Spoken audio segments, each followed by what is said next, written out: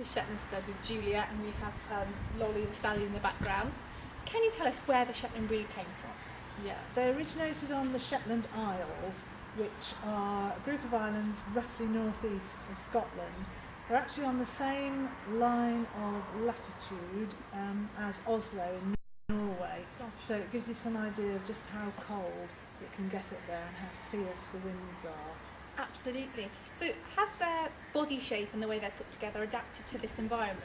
Yeah, essentially, I mean, they've been on the islands for 2,000 years or more, and they were first brought over by travellers who settled on the islands, and they originate from the tundra ponies, but also there's a bit of Oriental blood in there as well.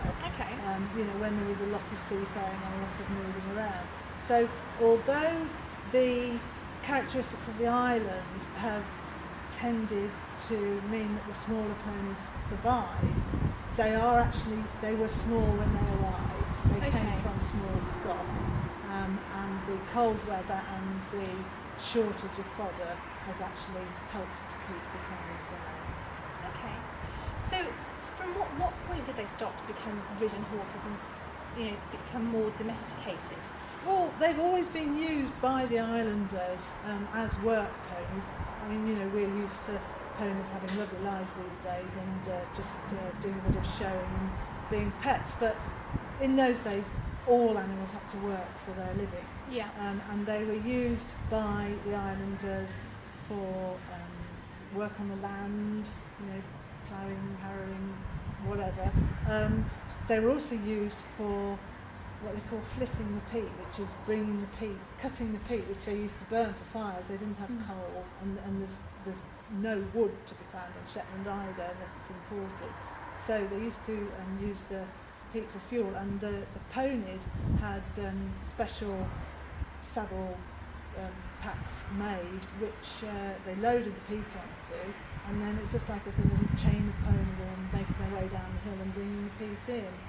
And then later on, because the ponies started to obviously move onto the beaches, because in Shetland you're never more than 4 miles from the sea, Right. the ponies started foraging in the seaweed, and the people of the islands used to collect the seaweed to eat as well. And the ponies again were essentially pack ponies in that respect, but they turned their hand to anything, and they were ridden by the islanders as well, which you can imagine the animals were probably a bit smaller in those days than they are now. No, absolutely. And then their transition to sort of well-known little pony on our mainland and around the world,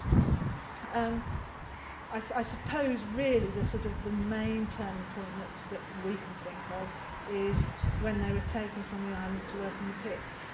Okay. And they were actually, they took the best colts and stallions from the island and developed a very stocky, bigger, mostly black pony to work in the pits. Okay. That's actually meant that for a long time there was a dearth of good breeding stock on the islands. Okay. And that's where the Shetland Pony Studley Society came in introducing back better stallions so that the islanders could improve their breed again.